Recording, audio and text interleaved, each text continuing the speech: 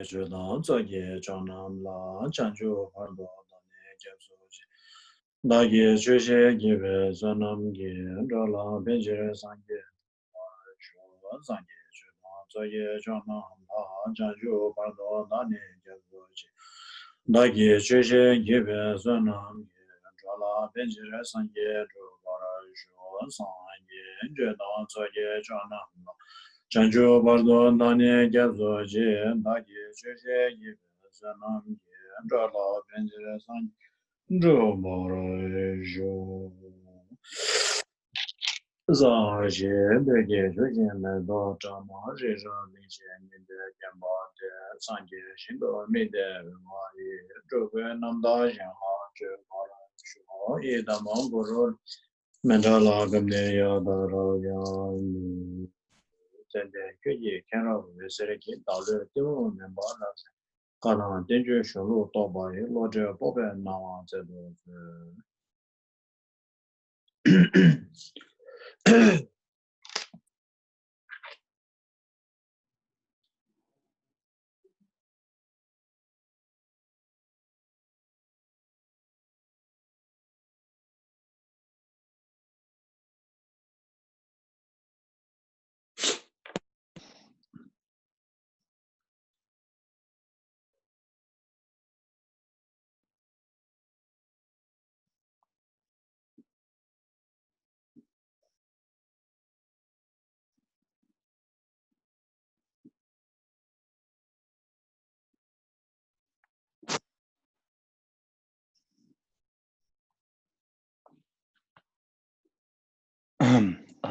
So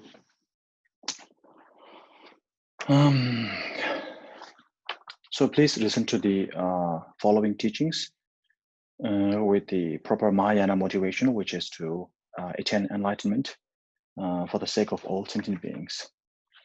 And in order to attain attain enlightenment for the sake of all sentient beings, in order to attain enlightenment, one needs to be so, as we say, the reason we are the purpose of attaining enlightenment is for the sake of all other sentient beings, other beings, or for the sake of other sentient beings. And but the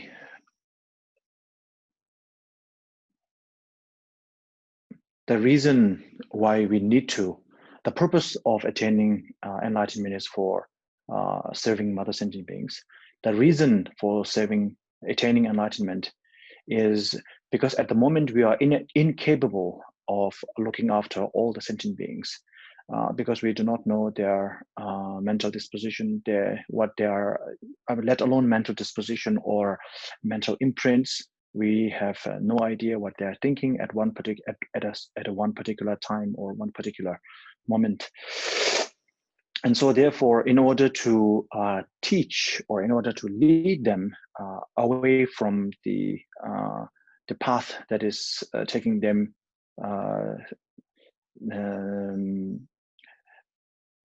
taking them back into samsara, incessant cycling of incessant circulation of samsara. In order to take them away from that, one needs to know just the way. Merely knowing the way by oneself is still not sufficient. One has to know the behavior, so to speak, the mental behavior, in other words, mental disposition of the person whom you are taking, just like a good guide, just like a good tourist guide. You need to know that, of course, all of within a tourist group, we are all going to a certain place to have to visit certain attraction and so on and so forth. But at the same time, we have to, the guide, it is the responsibility of the guide that all the comfort as well as the well-being of all the guests are taken care of, that no one is lost. And then if someone has a health issue or something, then that is also addressed or taken care of, so on and so forth. So if there's a group of, let's say, 10, 20 people, you need to, even though we may not be able to ascertain the the mental disposition of the group, we try to ascertain to familiarize ourselves with the physical health or the likes and dislikes. If someone is not okay with air conditioning, or if someone is not okay with if someone has a diabetic problem, and so on and so forth.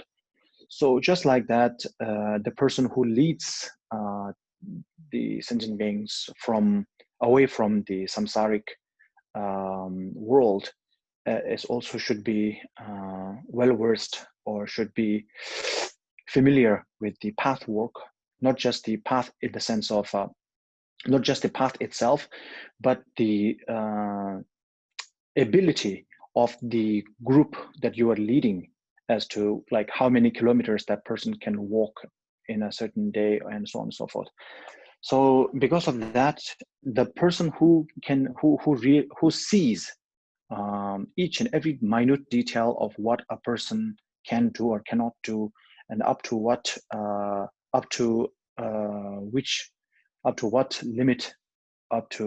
limit one can be, up to what limit of a cigarette can one be exposed to, and so on and so forth.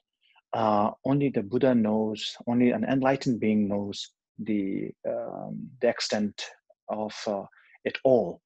And so therefore, that is the reason why we are aiming to become the Buddha. Now, the obstacle or the hindrance to become a Buddha. So Buddha basically means the one who is awakened. In Tibetan, there are two words, which is sang and ge.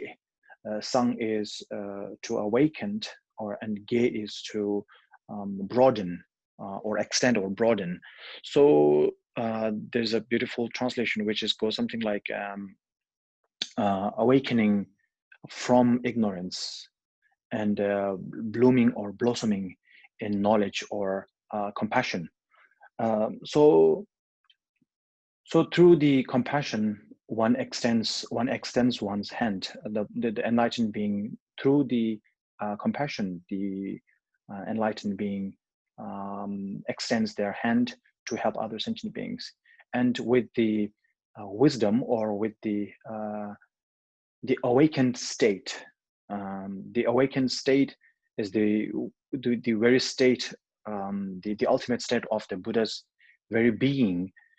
And merely amassing the knowledge in the very essence, or sorry, the very being of the Buddha himself or herself, the very being of the Buddha by itself cannot do much, even though it possesses a mass amount of knowledge, infinite amount of knowledge. By itself, it cannot help anyone. It's like a book. A book by itself cannot help people. But people can use the book, read from the book, and learn from the book, and use the knowledge that is contained within the book, and then use them for different purposes, for this life, for next life, for day, for night, for making money, for making so a lot of things. So the book, knowledge by itself, the very nature of the Buddha is that Buddha is awakened. The awakened state itself is such a beautiful thing, but it is the kind of the limitation, or maybe limitation is not the right word. The benefits of the very knowledge, or the benefits of the being Buddha itself or themselves is of not much benefit to all sentient beings. Of course, it can be utilized, or the very nature of being a Buddha can be harnessed and then utilized for the sake of sentient beings, like we harness the resources of the natural resources.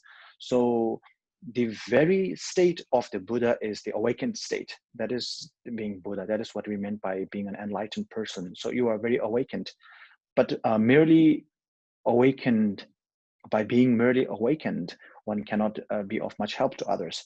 So being awakened state is what we call, in Tibetan, we call that Rangdun Tarchimba, which means self-purpose fulfilled, self-purpose accomplished. And so there are two purposes. Normally, when we talk about in the text, we talk about the two purposes here and there. So we are doing this and that for the two purposes. And the two purposes are known as self-purposes and other purposes.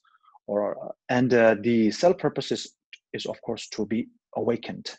And the other purpose, or the purpose that is directed towards others, Shindun Lhundup, or Shindun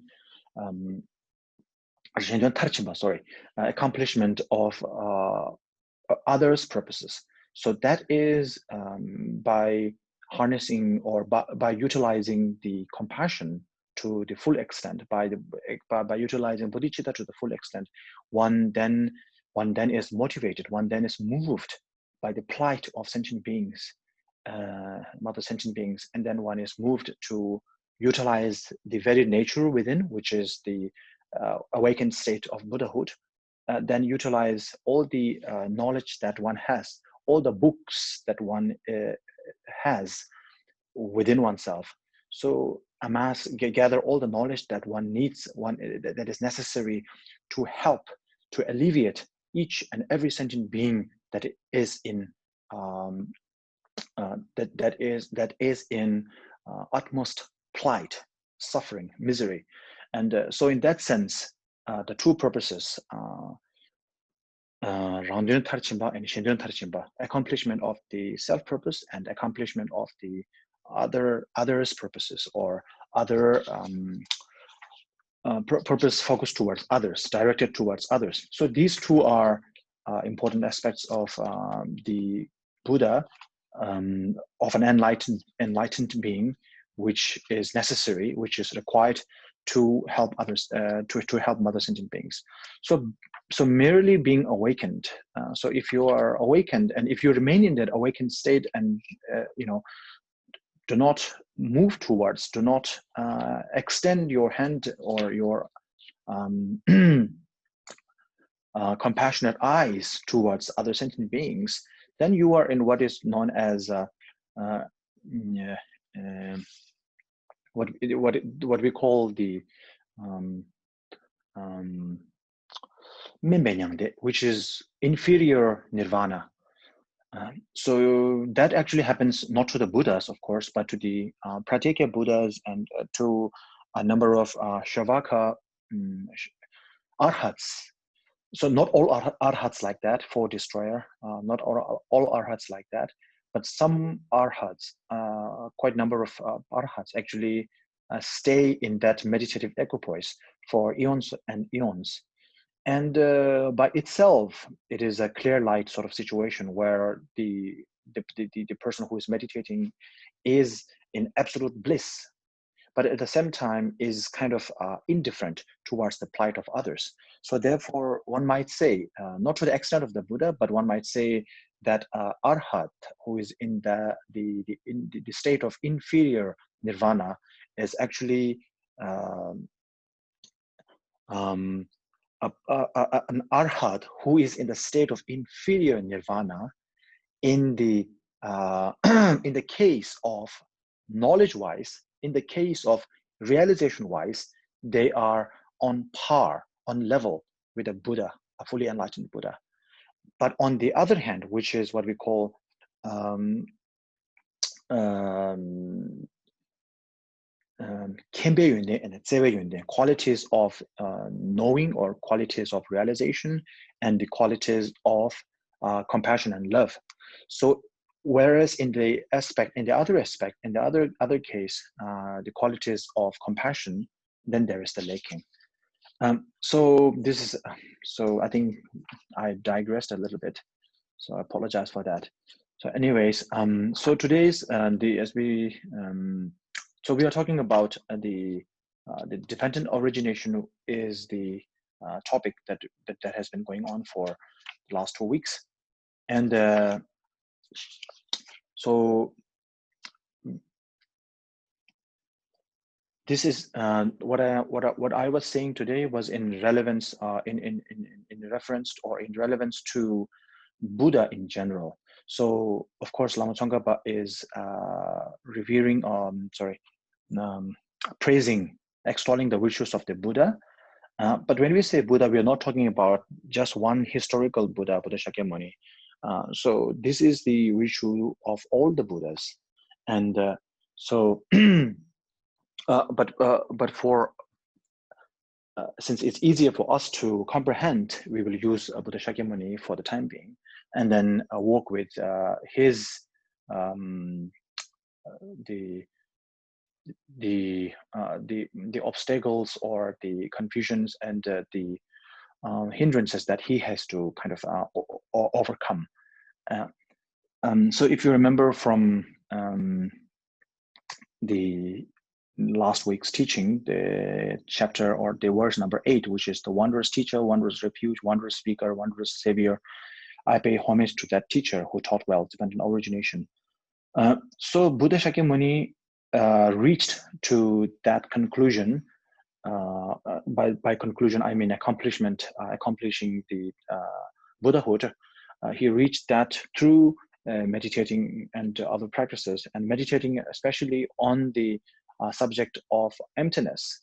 And the way he reached upon the understanding of emptiness is through the help or through the reasoning or through the logic used from the dependent origination side. And so whatever he has accomplished, or in other words, whatever he has discovered, he has shared it with us. And so when you discover something, for example, if you know that, let's say number 10, right? A number, let's pick a number, say 10. So there is thousands, probably millions.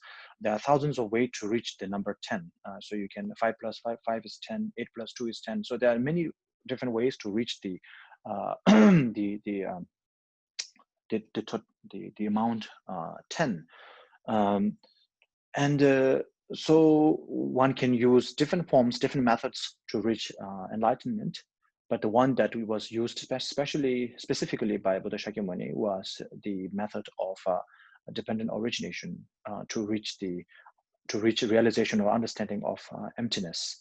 And so therefore, whatever he has discovered, as well as the method that he used to discover the truth, he has shared that with us. So therefore, we are grateful to him as a great teacher, as a great refuge, as a great speaker, and as a wondrous and great savior. And so with this, we will connect to today's topic. So that is the verse number 9.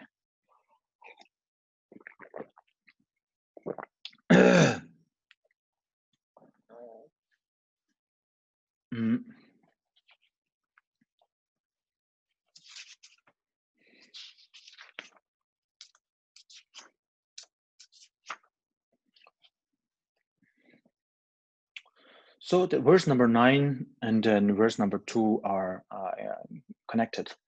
So number 9 is to help heal sentient beings.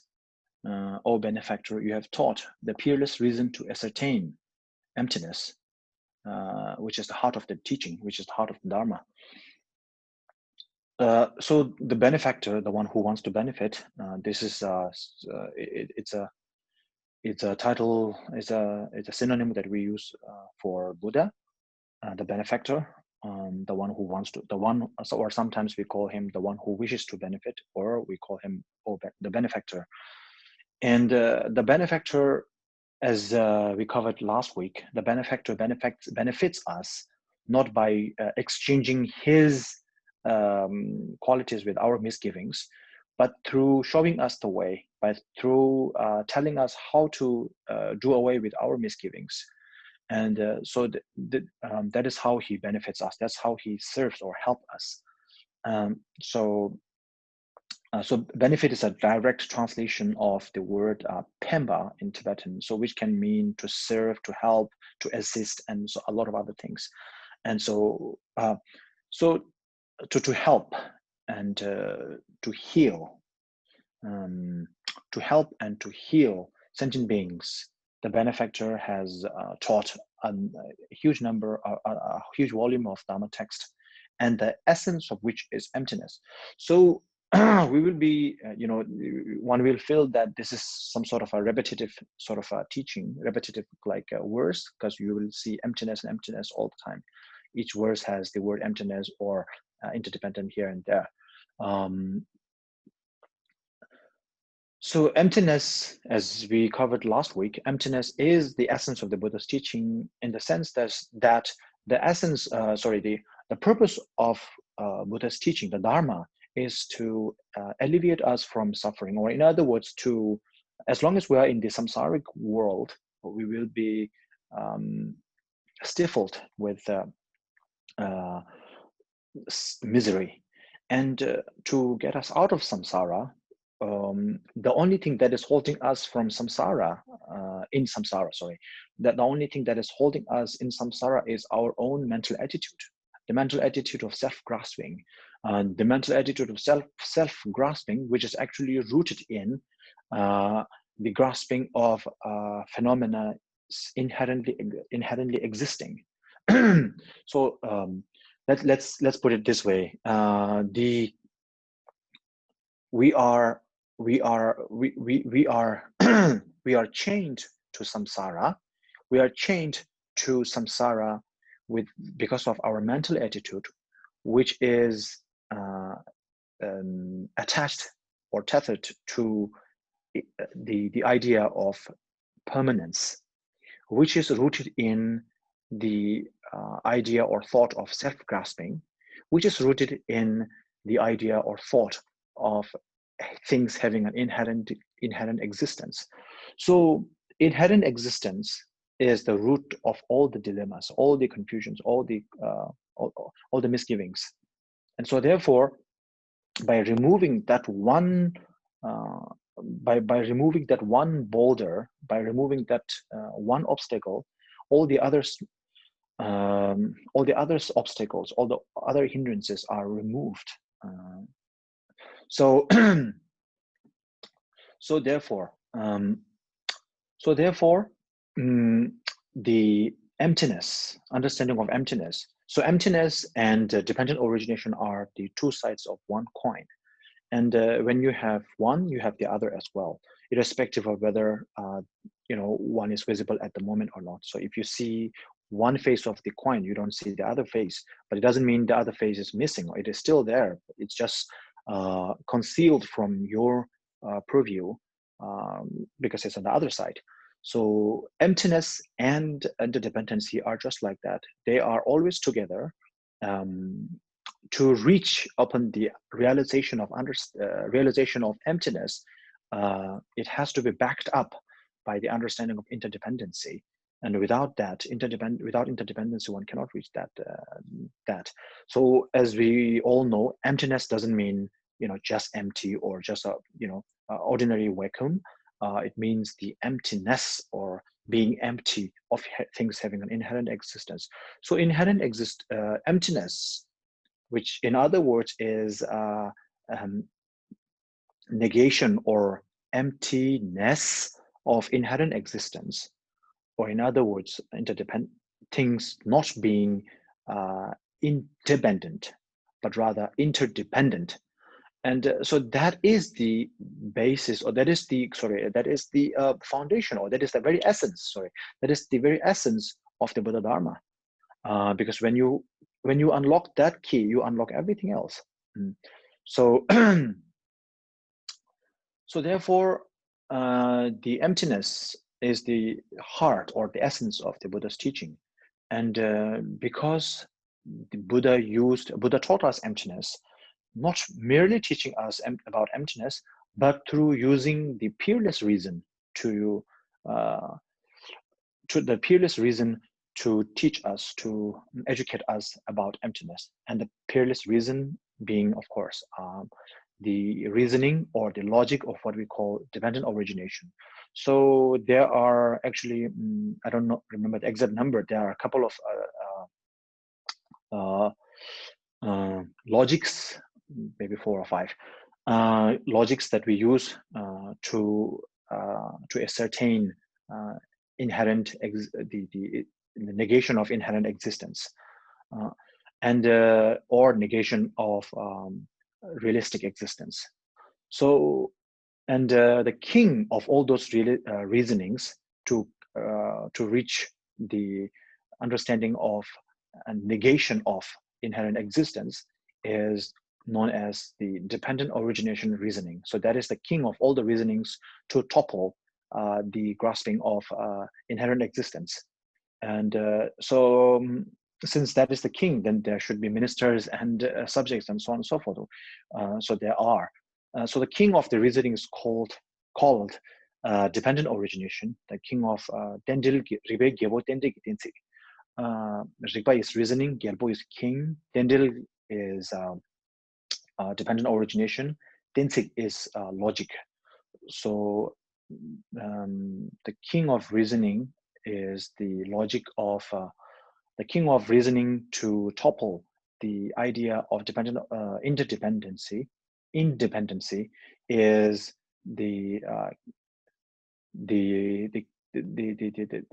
dependent origination logic. And so that is what Buddha taught us, and that is what Buddha presented us with. So the peerless, going in line with the second line, which is all benefit you have taught. So Buddha taught us that Buddha actually shared not just the truth or the discovery which he has reached upon, but also the method to how he reached that this discovery, which is through the reasoning, the method of dependent origination. And so for Buddha, the one who has discovered the truth of emptiness, or of all phenomena, which is the emptiness, the interdependency is the perfect, peerless king of reasoning to ascertain emptiness of inherent existence. But now we go to the second line. This way of dependent origination, to those who perceive it as contradictory or as unestablished, how can they comprehend your system? So your system is Buddha's teaching, or the tradition of Buddha's, the tradition of the Buddha, which is basically Buddha's teaching. And so those who perceive it, so there are two kind of people: those who perceive dependent origination as the not let alone peerless reason, but perceiving dependent origination as either contradictory or unestablished reasoning to prove that dependent origination exists. So to those people, how can they ever comprehend the sophisticated or the venerated teaching of the Buddha, the enlightened teaching of the enlightened system of the Buddha, which is the Buddha Dharma? So there are two, right? One is contradictory. One, there are those who see Buddha's dependent origination as a reasoning, the logic of dependent origination as contradictory to ascertaining emptiness, and those who see dependent origination as unestablished or unestablishable, or meaning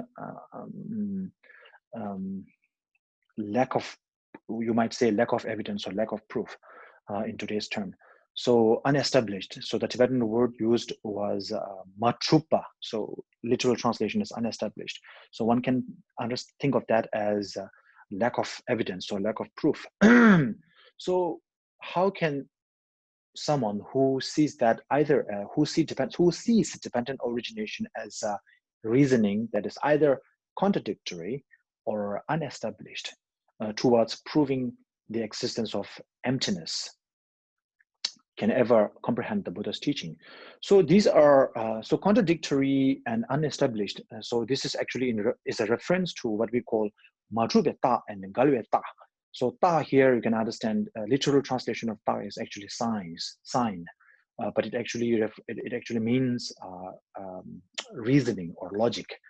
So there are two. So there are what we call valid logics and valid reasonings and invalid reasonings, and the contradictory reasoning and unestablished reasoning are belong to the category of invalid reasoning. So those who believe dependent origination as an invalid form of evidence to prove emptiness. So the one who see that as a contradictory, and the one who see that as unestablished or lack of proof, lack of evidence. So the first one are actually Buddhists. Within people who follow Buddha Dharma, Buddha's teaching, who claim to be Buddha's follower, there are those who see dependent origination as the very reasoning why things do have an independent existence, not interdependent, but independent existence, have a realistic existence. So they are what we call Muemawa, or one might say materialistic Buddhist. But this is not to be confused with today's materialistic Buddhist. So it is more in the sense of people. Those who are referred to Muemawa, or those who are referred to as materialistic Buddhist, are of the ancient, is actually the schools of the Vaibhashiks and the schools of Chittamatrins, as well as the schools of Sotantrikas. So there are four schools of Buddhist: the Vaibhashiks, the Vaibhashiks, the Sotantriks, and the Chittamatrins, and the Madhyamikas. Those who follow those. So Cheramawa, particularist, if I'm not sure if that's the correct translation. So those who follow particularism or something like that. So there is a text called Chera Tokzu Chemo, which means the sort of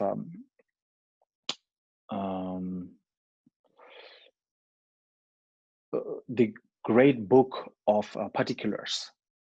The great book of particulars, the great treasure of particulars. There's a book by that name. So the Vaibhashiks actually follow that particular book, Chera Toksu Chemo. So because of that, they are known as Chera Mawa. Those who speak Chera Toksu Chemo, those who speak the great book of particulars, those who are proponents of the great book of the great treasure of particulars. So it actually entails like particular details of what things are, this and that. So that book. And the second one is called Satantrika, which is, one might say, the followers of the sutra, Dodiba, the followers of the sutra. So they say whatever the Buddha speak, one must take that as it is, verbatim. And one should not interpret it here or there, and everything should be as Buddha said. So they're called the Dodiba, Sotantrikas. And then here comes, so they actually belong to what we call the Tegme. So there are two types of Tegme. Tegme means lower vehicle or Hinayana. So there are two types of Hinayanas. One Hinayana in the sense of realization, Tegme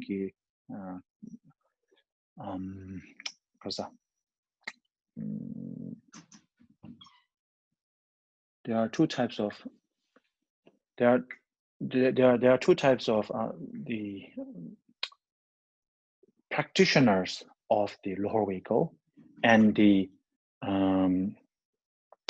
practitioners of the lower vehicle and the practitioners of the Hinayana view and the philosophers of the Hinayana view. So what we are talking about here right now is the philosophers of the Hinayana, philosophers of the lower school. And the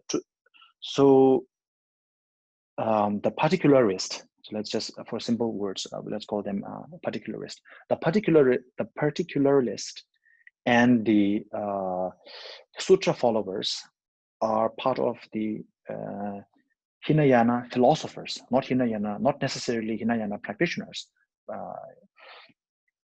And then there is one more materialistic Buddhist, which is known as Chittamatra, the mind-only school. And they belong actually to the Tekwa Chimbo or Mahayana. So not to be confused with Mahayana practitioners. They are what we call, Semtsamba is Mahayana in the sense of philosophy. Mind-only is mind-only school. So when we say school, we are talking about philosophical schools. So therefore, there are philosophically Mahayanist, but they may or may not necessarily be practicing Mahayana. So they may not be Mahayana practitioners. So we differentiate by saying Tekjingi Kansa and Tekjingi Judameme Kansa. A Mahayanist and a Mahayana philosopher. Tekme Judameme Kansa. Hinayanist and Hinayana proponent or Hinayana philosopher.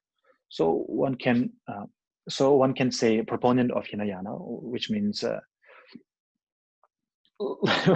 it can be a scholar at a certain university who may be a great scholar of a certain idea, but may or may not believe in the that one is actually teaching. Which in which sense it's more like delivering a message. So this is what they say. I'm not particularly anyway.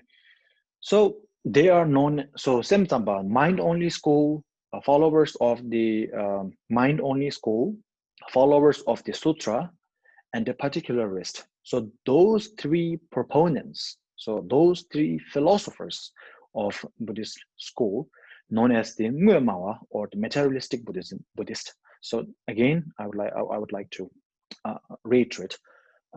These are not to be confused with modern day materialistic Buddhist. So they are called materialistic in the sense because they believe that things do exist materialistically, or in the other words, mawa means proponents of materialistic existence. Which means they believe that they assert that things do have a realistic existence. Things do materialize externally, meaning things are really out there. That's the gist of it. Things are really out there. It's not all in here. So because of that, there's the proponents of Buddhists who are proponents of materialism. So they actually assert that things. So they side with they are the one who actually sides with the first invalid reasoning, which is contradictory. So what they're saying is dependent origination and emptiness is contradictory. If something is dependently originating dependently, then they are not empty, because they are originating. By the very fact that they are originating, it tells us that they are existing. They're existing. So therefore, they cannot be empty of having.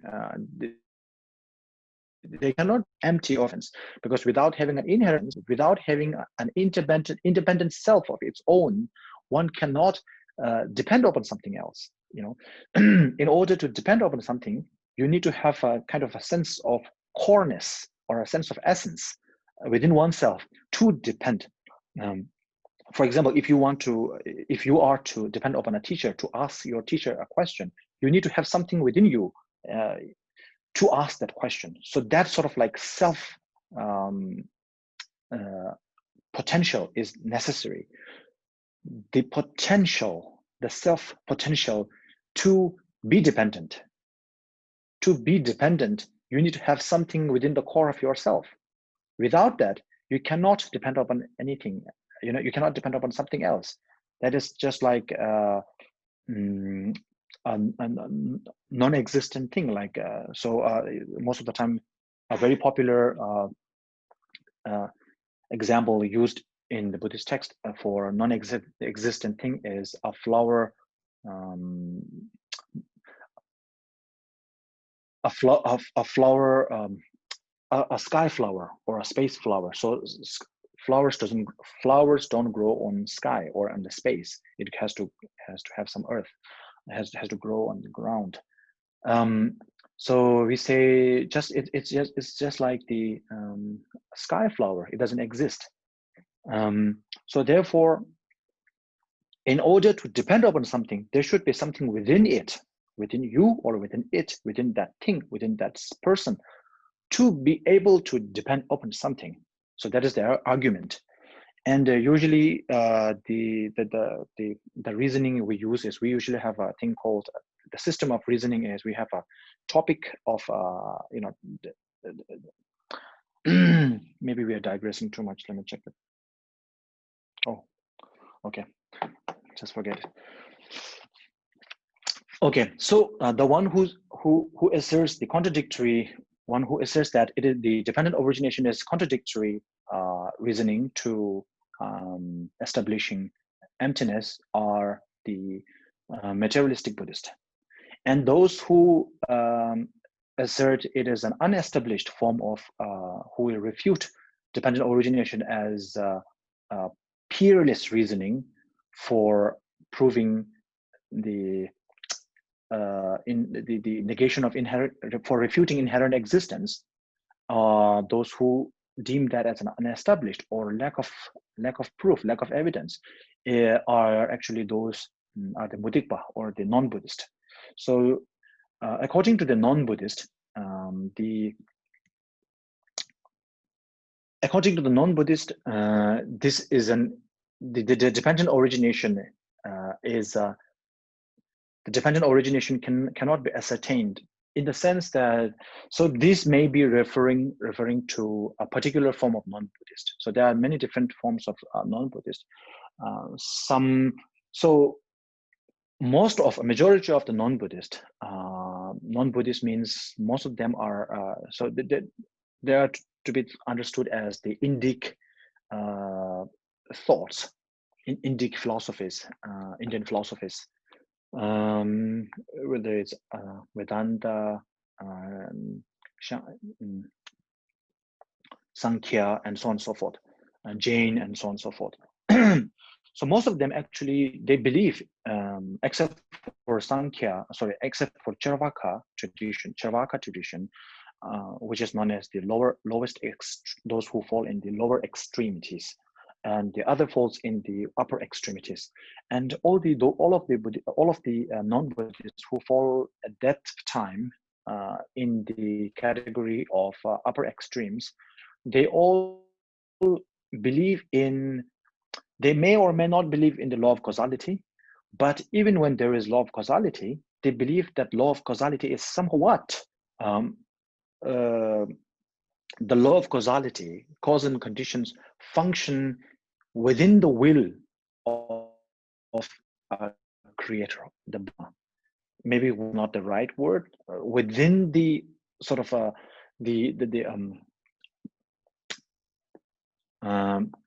so let's just say within the limits that is permitted by, so there is something like the God will there. So therefore, dependent origination by itself is a non-existent thing, because the origin of phenomena, the root or the primary, the ultimate origin of causal phenomena are not actually there for their own conditions. For example, the father of a son is not the ultimate cause of the son. Actually, the son, the father was made or was led to bring forth the son. The mother was led to bring forth the son by the supreme sort of the Brahma. Whether it's sometimes it's Shiva, sometimes it's Brahma. So there is some universal being or universal or universal out there. There is something which lets everything function. So karma is not the sort of the ultimate answer there. Karma, it is so this is actually relates to our question last week. We have that we put that topic. So it is karma in that sense. Karma is karma is not individual. In that sense, karma is universal. The suffering that we are going, each individual of us, the suffering that each individual is going through, and the happiness or bliss that each individual is enjoying, are the byproduct or the products of the byproducts of somewhat the karma. The karma, meaning karma means action, right? So the karma of the higher power, the karma, the work of a higher power. So because of that, dependent origination at its core doesn't exist. So you can say, okay, the father is the cause of the son. Yes. In a conventional level, the father is the son. The father is the creator of the son. But at the ultimate level, the father is not the one who made the child happen, because at the ultimate level, the father actually came from another father, which came from another father, and so on and so forth, which was all led on by the higher power, which was made or maybe made, or some of them assert made, some of them assert let. So they are either let or made to create sons, which creates more sons, and so on and so forth. So therefore, dependent origination, at its core, doesn't exist. Dependent origination there's no such thing as dependent origination at the ultimate level. Because of that, using dependent origination as the peerless reasoning to assert emptiness of phenomena is unestablished, or lack of evidence, unestablishable, cannot be established. Dependent emptiness cannot be established through the logic or reasoning of dependent origination. So therefore, this has to be removed. So for those people who believe dependent origination as unestablished, or which is sort of the outsider, non-Buddhist, and within Buddhism, those who believe that as contradictory reasoning, which are the materialistic Buddhist, to those two, as long as you remain in that state of mind, there is no way one can understand or comprehend your perfect system, the Buddha's teaching. So we move to the second, the next one. For you, when one sees emptiness in terms of meaning of dependent origination, then being devoid of intrinsic existence and possessing valid functions do not contradict. And this and the 11 and the verse number 11 and 12 are also connected. In this, so one is like laying the front line, and the other is laying the back lines. For you, which means the Buddha. For the Buddha, seeing emptiness. So here it says meaning, right? In terms of meaning of dependent origination. So meaning, which is the Tibetan translation of turn, that can mean reasoning as well. Turn. So what is the meaning of this? What is the reason of this? Like that. So in that sense, when one sees emptiness, when one sees, let's say, let's say, if you see, okay, let's use one example of the $5 bill, right? I think that's Abraham Lincoln on that, right? So without seeing the numbers, if for someone who is familiar with, if you see the picture of Abraham Lincoln on a bill, you know immediately that this is the five. This actually equates $5. So therefore, you don't have to see the rest of it. So just like that, the picture of Abraham Lincoln on the face of a bill becomes the meaning or the reason for proving or ascertaining that this is a $5 bill. So similarly, the emptiness aspect becomes the meaning or the reasoning for establishing dependent origination. Why things are dependently originating? Oh, simple, because they're empty. Because they are empty of having an inherent existence, therefore they are dependently originating. If things are not empty of inherent existence, or if things are not empty of realistic existence, then they would be self-producing. Things would be able to create themselves, things will be able to create themselves. Things will be able to validate themselves. They would have the potential to self-validate themselves, and they would need a preceptor, or in other words, a subject, an observer to validate a certain piece of paper as a $5 bill. It doesn't need. It can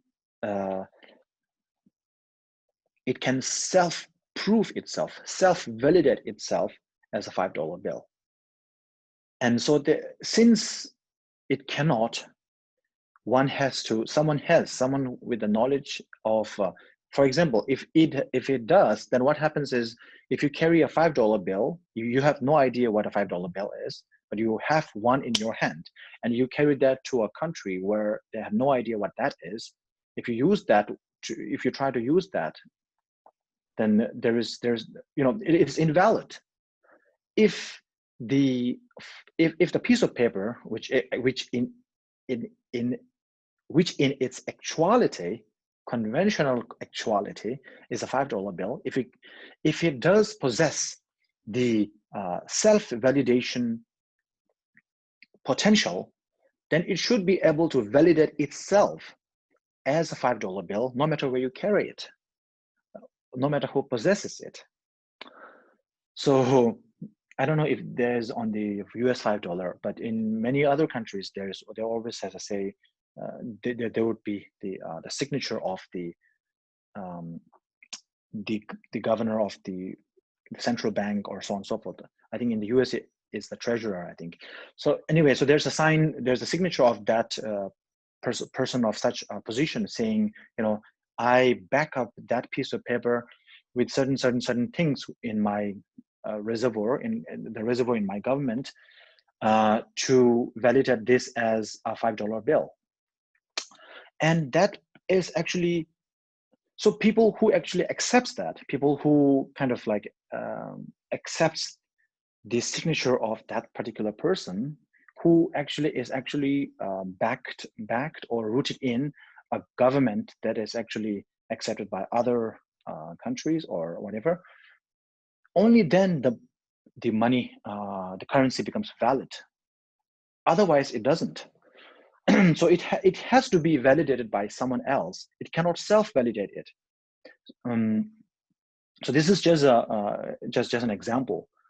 So things do not have the, and this can go. It is not just limited to currency alone, which one might say, oh, it's very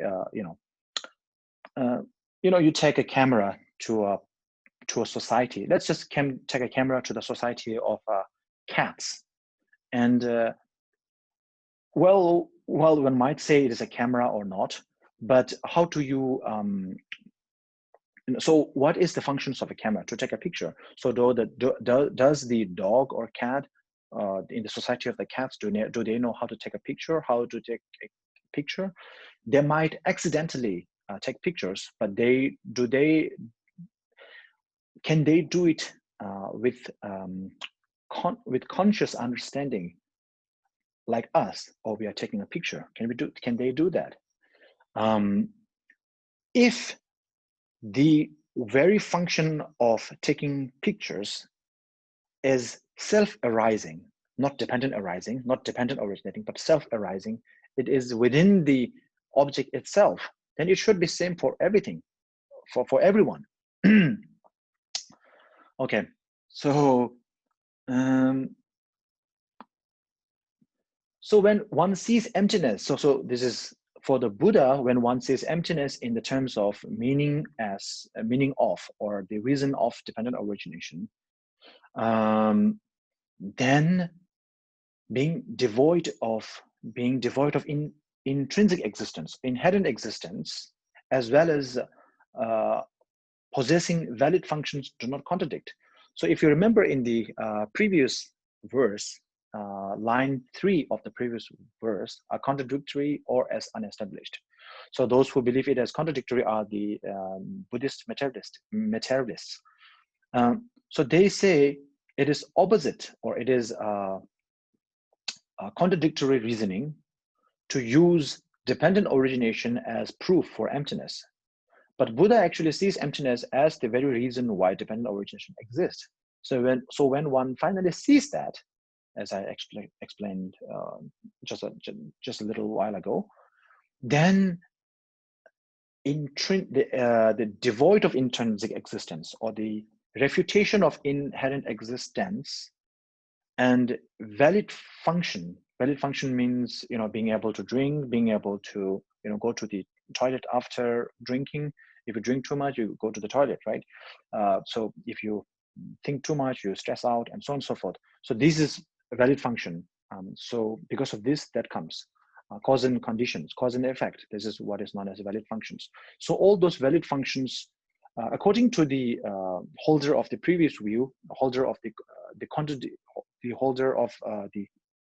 according to the Buddhist materialists, if something is dependently arising, then it cannot be devoid of intrinsic existence. Being devoid of intrinsic existence, being devoid of inherently existing, being devoid of having the self potential, or the self-validation, the potential of self-validation, and being able to function validly, they cannot contradict, they cannot coexist on one object. This is the argument. But for those who has actually seen emptiness as the very meaning of dependent origination, then these two do not contradict. They actually coexist peacefully and harmoniously. And so there goes the line 11, verse 11. So we will do one more line. Okay, yeah, one more line. Whereas one sees the opposite, since there can be no function in emptiness, nor emptiness in what has functions, one falls into a dreadful abyss, you maintain. So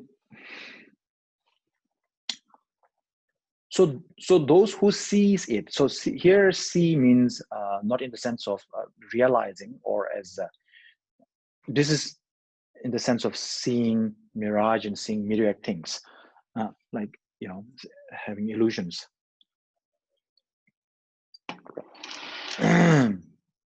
So whereas one sees the opposite being that things cannot, things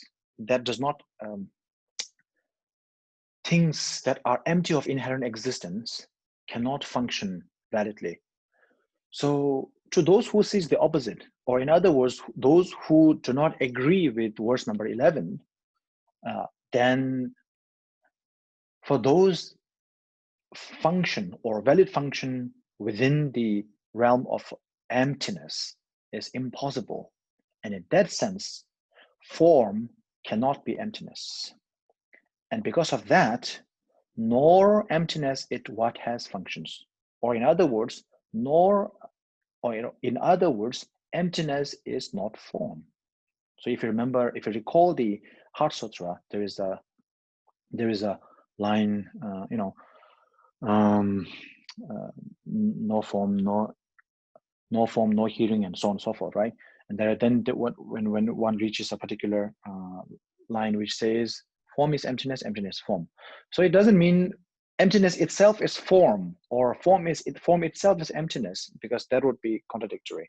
Because emptiness is one can say that form is empty of having an inherent existence, but one cannot say form is emptiness, because emptiness is actually there's a suchness here, and form is a conventional thing, and emptiness is a ultimate reality. Or in other words, emptiness is the ultimate truth, and the forms and all the other functions are conventional truths.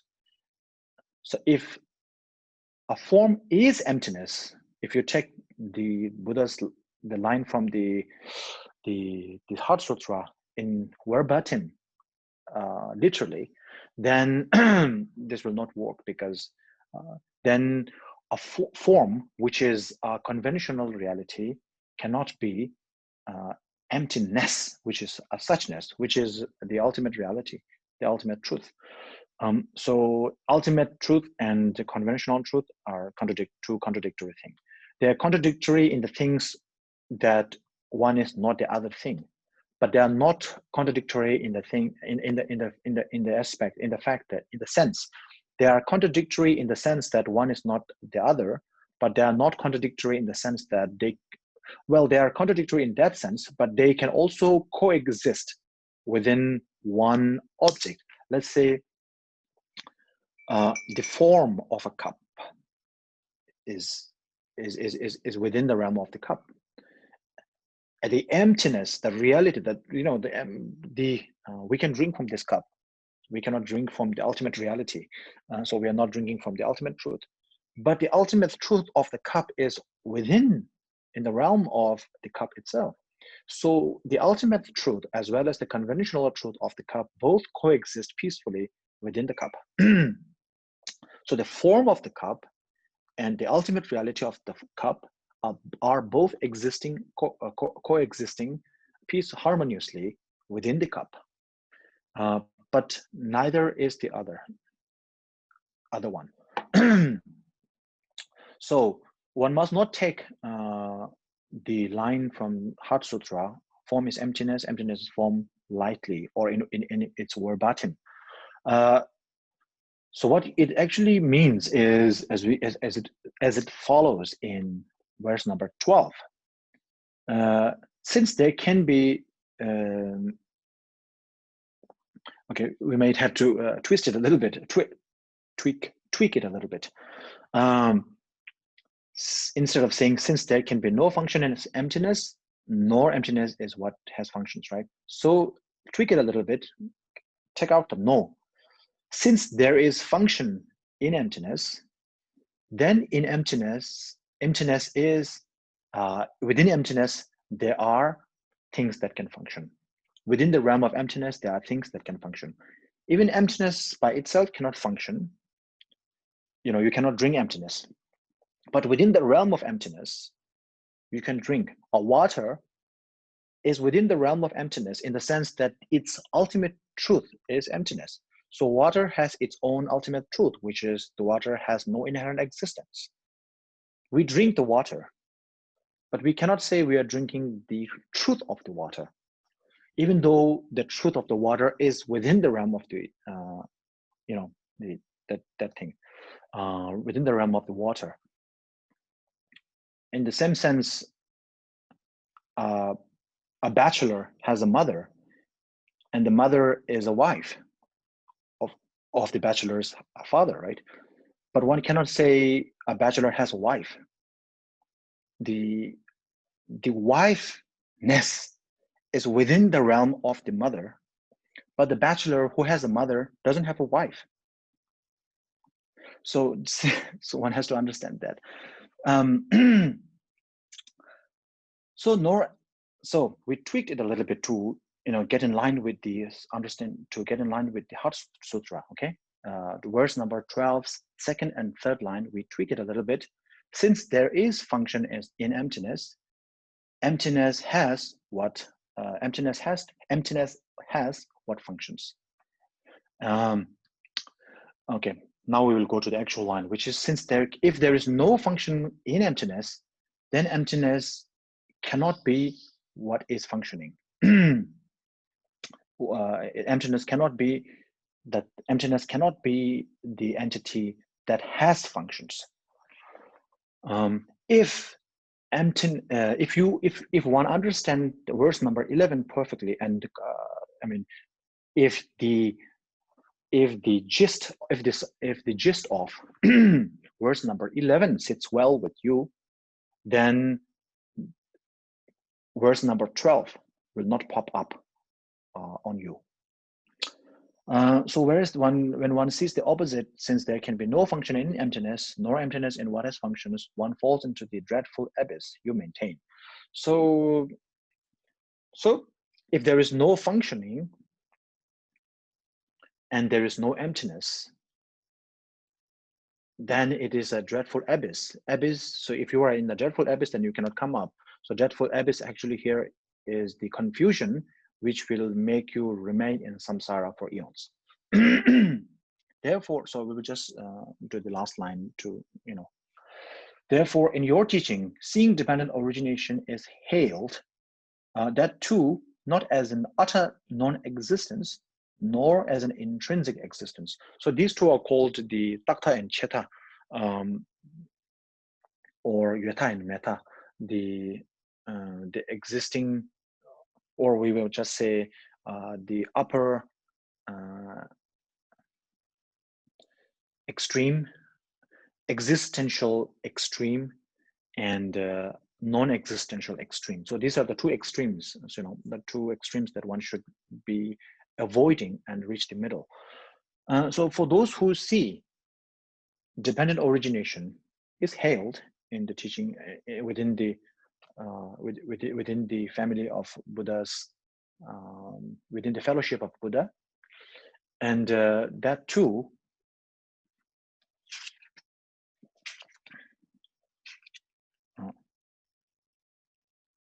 okay. So actually, we have to stop at second line of verse number 13. So therefore, in your teaching, seeing dependent origination is hailed. So we know why it's hailed. We explained it. We covered that already. So we will go from the third and fourth line next week. So we are open for questions now.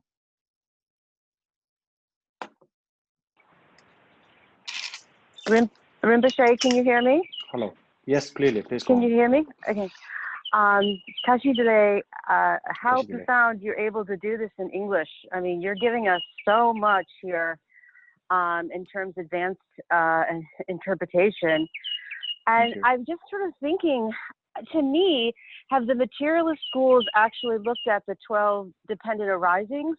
Because if you start to justify that dependent origination is actually a rationale for the one creator, a Brahman, then you're just perpetuating this wrong view of self, and to me, the most profound part, I think the unlocking of the key of the three principal aspects of the path, because I felt really connected to renunciation. I felt that was the first thing I wanted to let go of all my stuff that I was carrying. And then the other was the bodhicitta. I knew that my judgmental self was in the way of achieving that bodhicitta. So if you don't get to 12 dependent arisings, which is the very essence of understanding that our wrong view of self is actually setting in motion the 10 afflictions and the samsaric wheel and the suffering itself, I don't know how they could have come to that.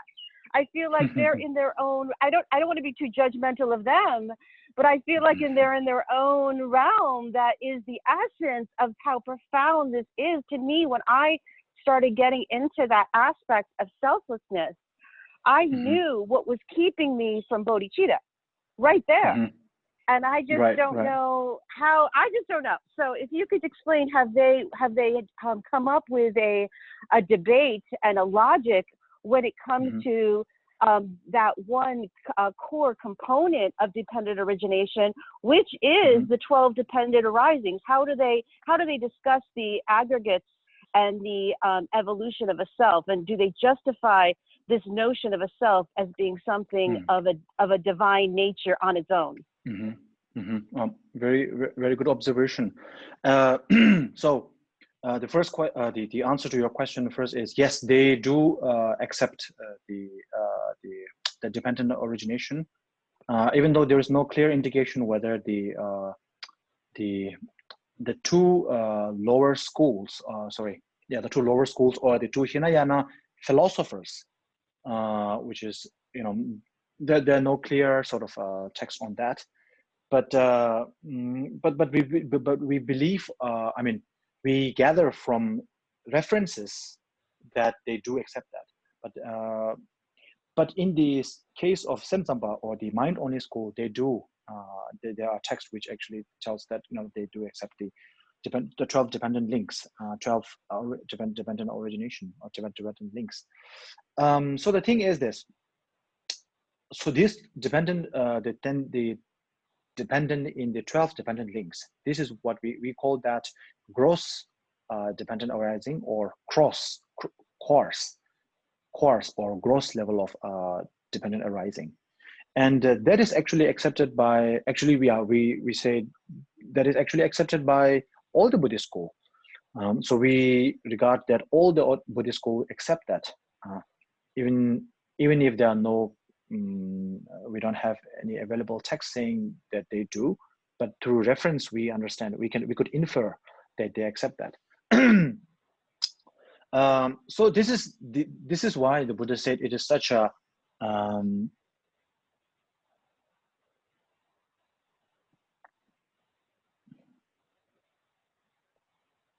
okay, maybe it will come in the next line. So the Buddha says it's such an irony that those who follow the path of the Buddha, and so Lama Tsongkhapa said it's such an irony that those who follow the path of the Buddha and accept the dependent origination, the coarser level. He didn't say that, but he meant it that way. Those who believe in the dependent origination, but at the same time doesn't believe in dependent origination. So this he refers to the profound dependent origination, or the dependent origination as understood by the Madhyamika. So those who follow the Buddha's teaching and accept dependent origination, yet doesn't accept dependent origination, is such an irony. So there is he made a jest at the materialistic. Sorry. I'm sorry. I'm surprised. This is so profound to even know there's this within the core of this precious teaching and this jewel. There's something to me. I mean, maybe I'm just judging it, but there's a very beautiful very beautiful line in actually this. Maybe Lama Tsongkhapa also based it there. There's a line from the root text of Madhyamika, Tsawa Sherap by Gombolutup, which is, so what is, because of dependent, well, the term used was because of emptiness. Because everything is emptiness, you said, so you meaning the Buddha, the Buddha's sort of like private view, or the Buddha's private ideologue is actually claimed to be Madhyamika. So every one of the Buddhist school, the four Buddhist school, claim Buddha to be belonging, Buddha to holding the private view of the Buddha to being that of their own. So yes. So right. So right. So yeah. just like all the just like all the religious tradition. I mean, anyway, this is a philosophical thing. So yes. So all the philosophical school of Buddhism, the four schools, they believe Buddha's private view to be their own, and in that sense, the Nagarjuna said, because things are empty, everything is possible for you. For you meaning the Buddha, or those who have realized emptiness as the basis or meaning or reasoning of dependent origination. For you, emptiness, because things are empty, everything is possible.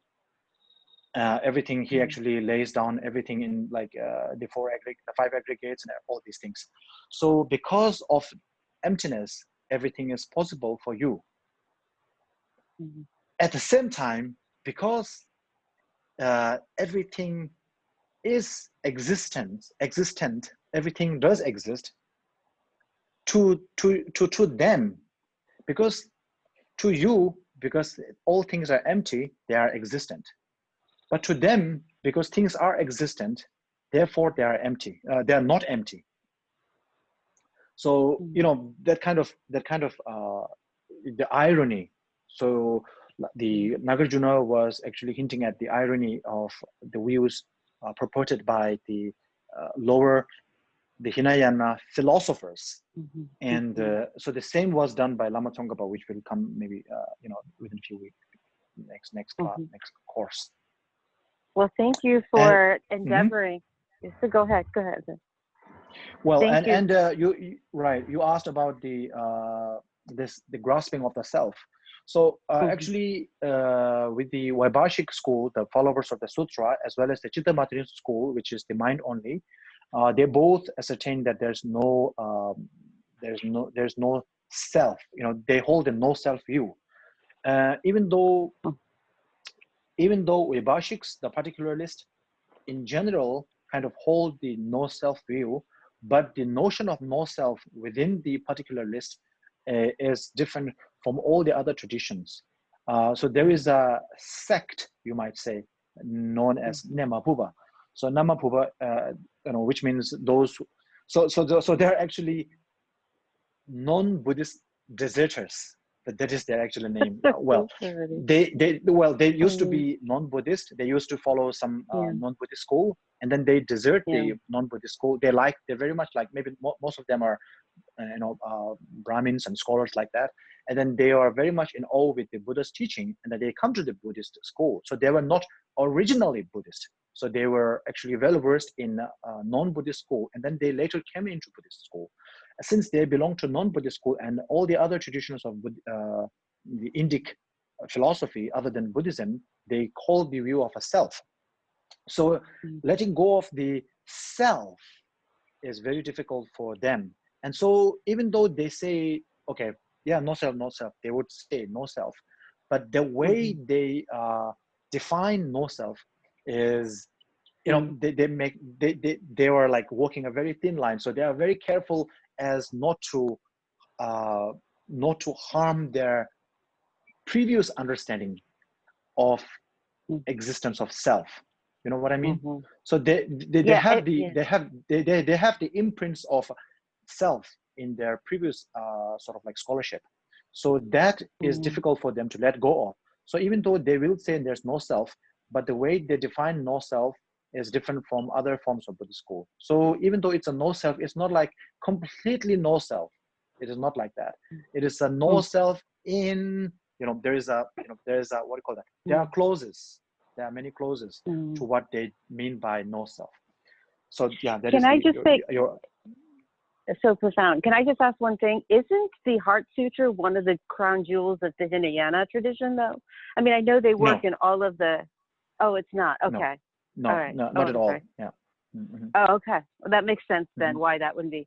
Well, thank you for endeavoring to teach us at this profound level. We're so honored. Keep, thank you so much. Keep trusting that we can just get a little kernel at a time, and that little kernel is very profound. Another point that I just want to make: how you love that ultimate truth does not contradict.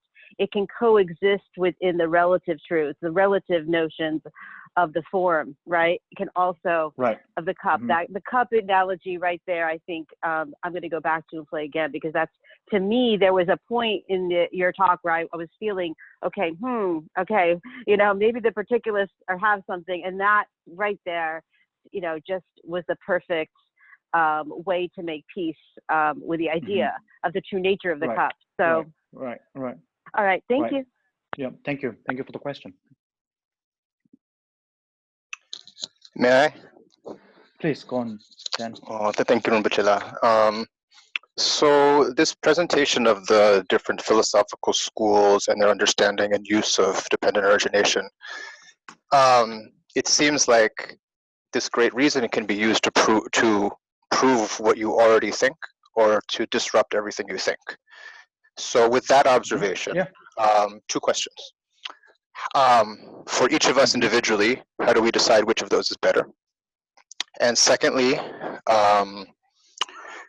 for even great Buddhist scholars to encounter this, how do we, what advice can you give to, so that we can see medicine as medicine and poison as poison, and not confuse those two? Dan,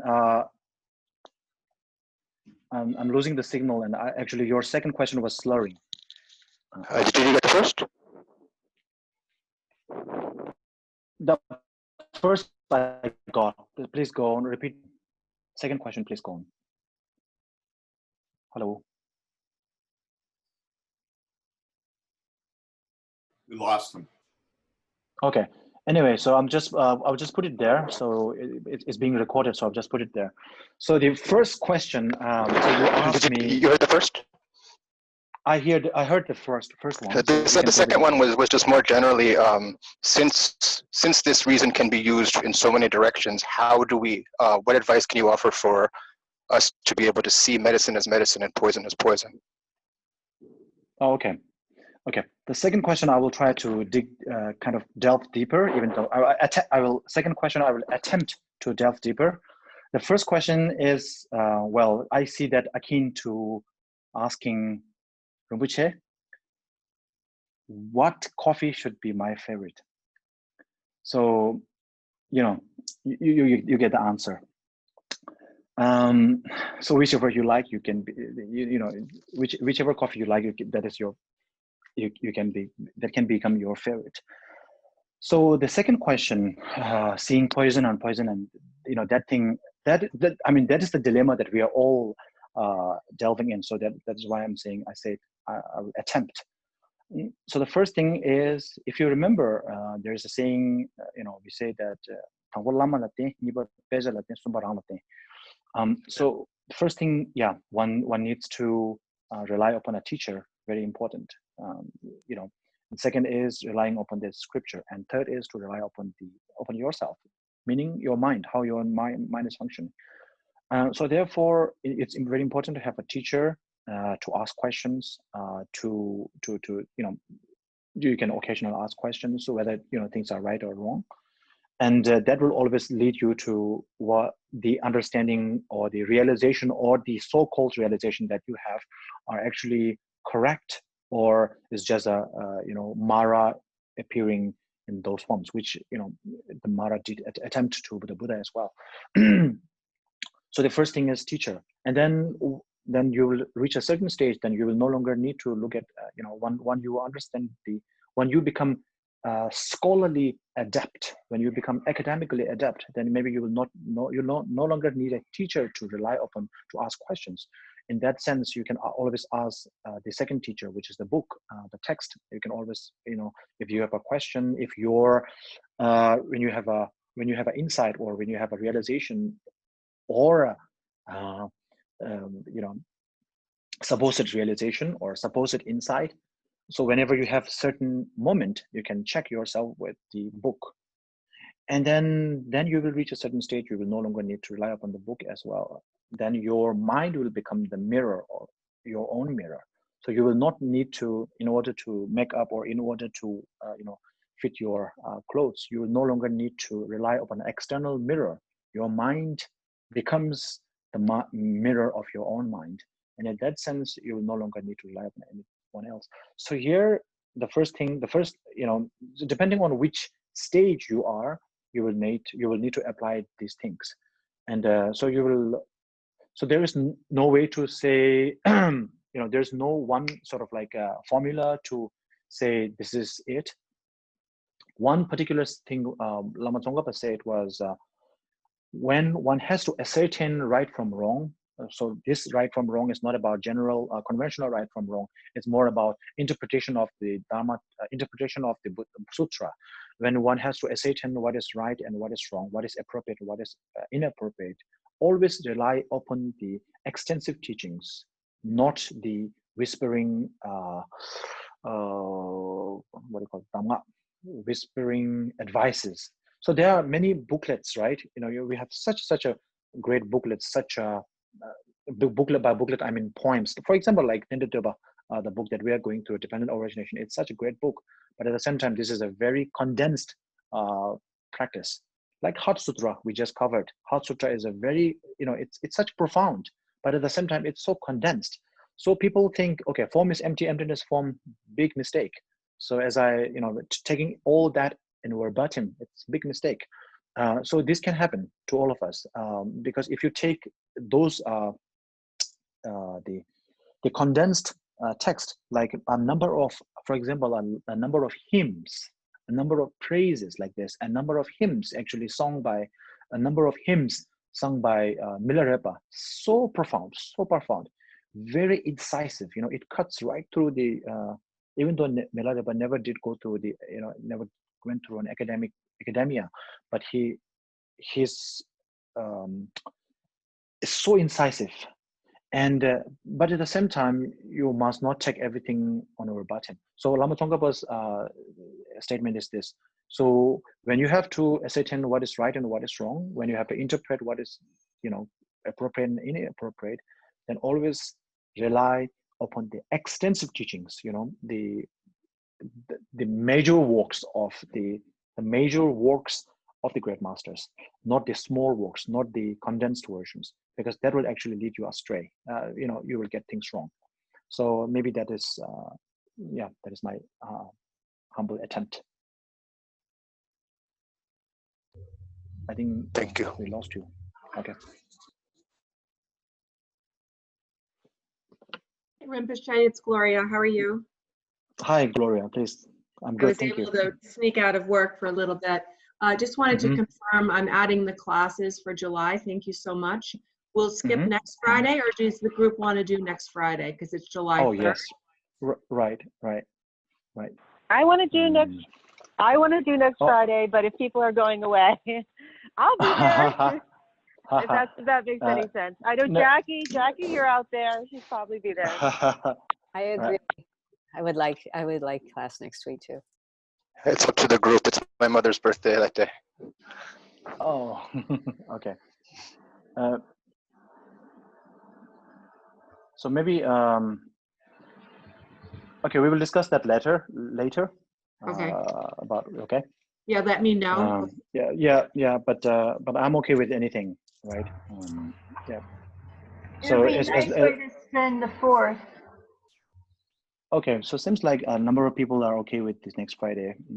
Okay, so if you guys are okay, so if you guys agree it's okay, then I'm okay. Yeah. So yeah, you guys have a you can talk about it.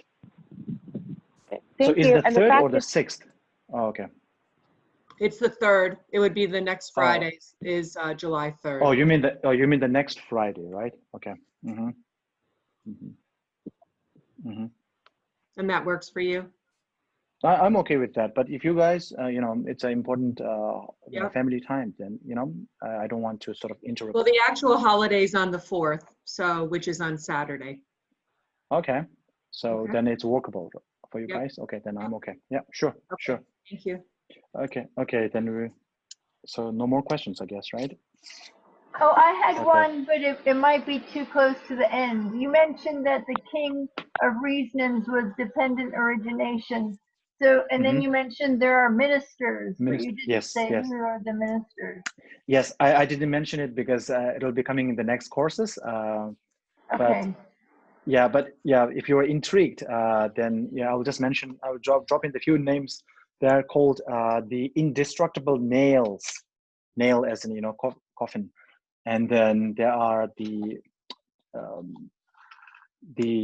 separation of multitude and separation of singularity and multitude. So they're, very intriguing names. So anyway, this will actually come up in the, sorry? Something to look forward to. Yeah, sure. It will come up in the next courses, so don't worry. Yeah, there's still more to come. Okay, so we will stop here. Yeah, we will stop here for today. And okay, Chanju Simjo Rinpoche, my dear Banam Giju, Java Nyamba Meba, Kone Kondo Pewara. May those who has not generated bodhicitta be able to do so, and those who have already generated bodhicitta be able to expand it to the width and breadth of the universe. Simjin never chinny, but you don't know that you join an amount of may those sentient beings who are sick, who are deprived, their wishes and their desires be fulfilled, and they be freed from the suffering and illnesses they are in, and the root of all the malices, which is the ignorance, be also removed, eliminated completely from all the sentient beings. Okay, so we will do the mixima one time. It will be the 4-line one.